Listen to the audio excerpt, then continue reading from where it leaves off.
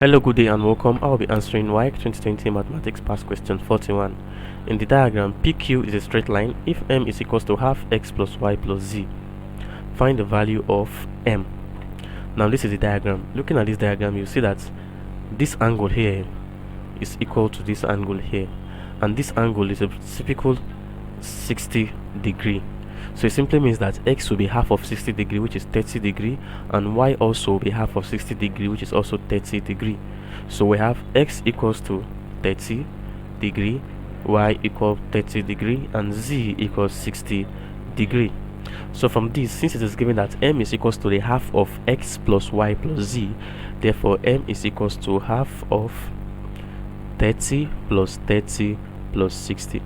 So m is equals to half of 120, so that is equals to 120 all over 2, which is equals to 60 degree. So m is equals to 60 degree, and that is option B. Thank you, and ensure you subscribe to our channel for more videos in past questions.